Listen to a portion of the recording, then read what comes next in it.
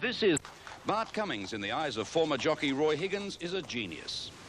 In the 20-odd years, or not quite 20 years, that I was associated with that man, never, ever ceased to amaze me how he could prepare a horse, start some 3 months in advance, and come that time of that big race, that horse seemed to reach its peak at a given deadline. And a man has to be a genius to be able to do that. A leggy filly stole the limelight on the Saturday before Cummings won his first cup in 1965. English model Jean Shrimpton was a clear winner in the Fashion Stakes, creating a sensation and something of a scandal in her miniskirt. Where were her gloves and her hat? And no stockings either. But I don't think many men were concerned. That was probably one of the most courageous horses I think I could ever have put my leg across. At the 6, Yanksy 1 length in front of Jovial Knight, Hunting Horn on the outside and Tobin Bronze on the rails 4th. A length and a half to Prince Grant, 2 lengths to Zima and Light Fingers together. A length and a half Strauss, followed then on the outside by Zingalee going around them quickly. Matlock, oh, there's a fall in the cup, there's 2 or 3 down, there's horses everywhere. River Seine is one, I think Boarhead's another, and Matlock's gone. Matlock's the other one that fell. They come down past the 4 1/2, Yanksy in front. Jovial Knight tackling it for the lead. Zingalee 3 wide. Tobin Bronze in on the fence from Prince Grant. They were followed by Zima at the head of the others. Strauss trying to push through. Then Light Fingers. Prince Camilo coming around them on the outside. As they swing around the corner now and sail away, pulled away from the fence. The leader into the straight, Yanksy. Tobin Bronze has tackled him from Zingalee, Prince Grant. Here's Zima getting through with Midlander. Sail away under the whip. And then Prince Camilo and Red William. At the 2, it's Yanksy in front, tackled by Tobin Bronze. Here comes Zima and Light Fingers on the outside, joining in from Midlander and Prince Grant. A furlong and a half to go, and Zima has hit the front. Light Fingers under the whip, trying to run him down from Yanksy, Midlander, and then Tobin Bronze and Prince Grant. It's Zima in front. Light Fingers throwing out a desperate challenge. Zima out a neck in front. Light Fingers pegging him back. Light Fingers goes to Zima. They hit the line, locked together. Dead heat. Light Fingers got the photo. Bart Cummings purchased a pigeon-toed yearling Vale Semites, named Galilee. That yearling went on to take his place among the greats of racing. He stands alone as the only horse to have won the Triple Crown for stayers, the Caulfield, Melbourne and Sydney Cups. We'd like to have this quality of horse today, but those sort of horses only come in every 25 years or 50 years, in my opinion, and he was certainly something outstanding as a stayer, and he's won a lot of races over the mile and a quarter, but the mile and a quarter run, he was, as I said previously, the best we've ever had. Galilee was the classic example of the modern fast stayer. From 36 starts, he won 18 races. John Miller was in the saddle for 14 of those wins. I think... Rampage in the spring of '66. A week prior to the Caulfield Cup, Galilee won the Toorak Handicap, but the opposition in the Cup was tough. Because Tobin Bronze was all the rage. And it's a magnificent day at Caulfield for the running of the 1966 Caulfield Cup. Many of the racegoers take up early vantage points to witness the running of the mile and a half events. Jockeys, trainers and owners get together to plan their race strategies. Riding tactics, as always, play a vital role in deciding the outcome of the Cup. As the 18 starters prepare to go to the post, there's been a huge plunge on the top weight Tobin Bronze, ridden by Jimmy Johnson. The weight of public money has seen his price come in to 11 to 8 on. He's the shortest priced favourite since Tulloch, who won the Cup back in 1957. The other runners are double figures. Zaruk, Rod Dawkins at 12 to 1, ahead of Gala Crest and Pharaons, both at 14, as is Galilee, a notable drifter in the market despite his recent win in the Toorak. They're about to jump in the 1966 Caulfield Cup. And they're racing in the Caulfield Cup, ladies and gentlemen. Terrific, hunted out of the stalls, got out fast, and so did Garçon, who's looking for the early lead, and True Title is going quickly, and wide out on the extreme outside, coming across very, very fast is El Gordo, and as they race down to the judges' box, Gordo is there, off the track is the Rook, they're followed by Galilee, and look at them pack!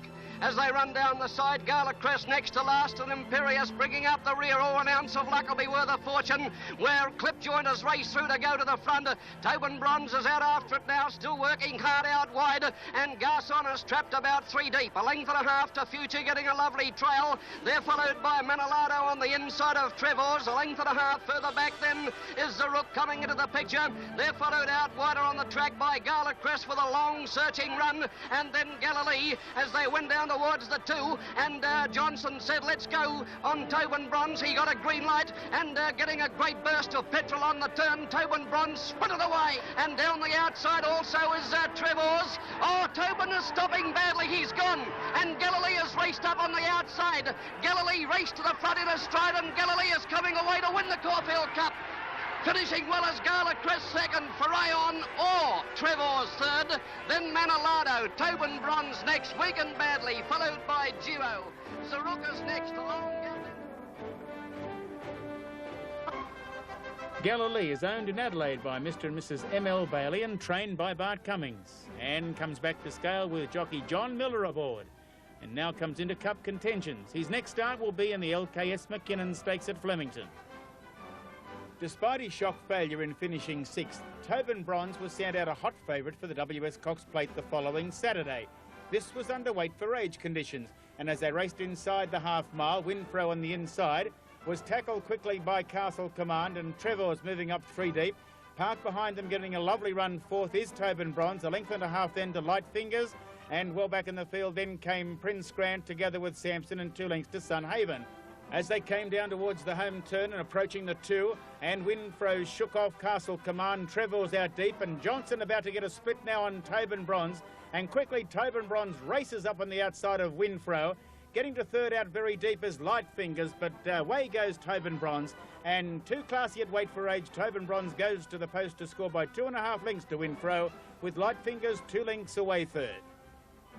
Punters forgave Tobin for his defeat in the Caulfield Cup and treated him and Johnson to a fine reception as they came back to the winner's stall. Tobin Bronze was a heavily backed favourite at 10-9 on. As for JJ, Jimmy Johnson, that victory gave him 7 weight for age winners from as many races conducted in Melbourne. Was suspended for 11 days, but he returned to ride Galilee in the McKinnon Stakes. Again, his riding tactics were questioned. I think one of the... Run last.